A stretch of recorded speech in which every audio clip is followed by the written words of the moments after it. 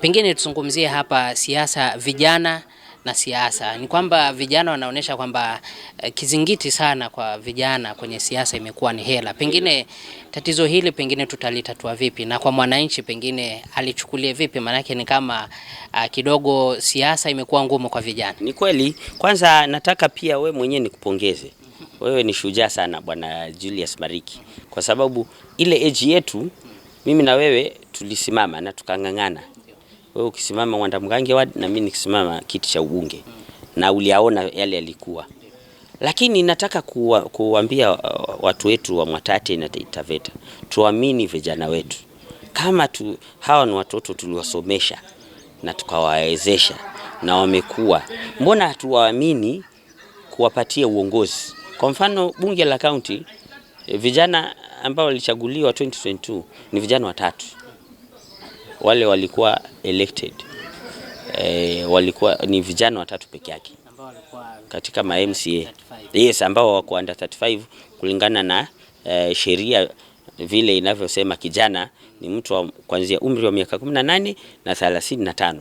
Ni watatu peke yake. Katika wabunge hatuna mbunge kijana.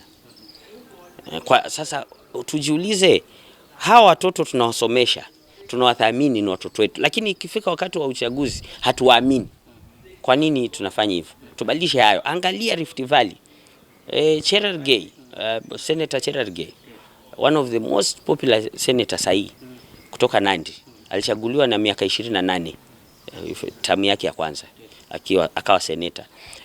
Ambaye aliyoko senator wa Nandi sahi ni governor wa Nandi, alichaguliwa akiwa na miaka 29 kuwa senator na akaserve senator mwaka mmoja, muongo mmoja ambao ni muhula mmoja, si muongo, muhula mmoja wa miaka 5.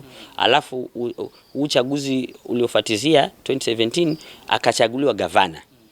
Ndio gavana ambaye ni wa umri mdogo zaidi Kenya nzima. Alichaguliwa akiwa gavana akiwa na miaka 33. Unaona? Sasa yule akitoka wakati Rais Ruto atatoka, hawa ni watu ambao sasa wako tayari hata kushika uongozi wa taifa.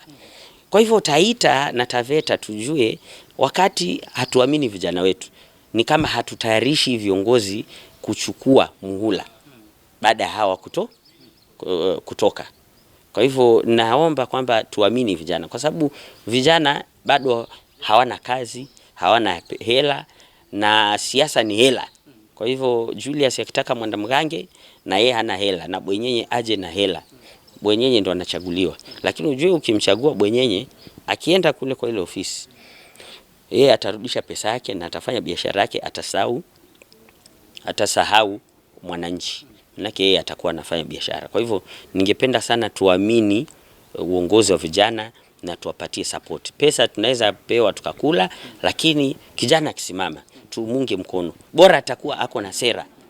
Because pia hatusemi kwa vile we ni kijana ama ni mama ati hiyo imetosha kuchaguliwa. Lazima pia ukuwe na sera.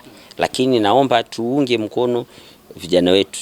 Sisi kama jamii wa Taita na Taveta, sijui kwa nini tunasomesha vijana, tunakuza vijana, lakini hatuwaamini na mambo ya uongozi.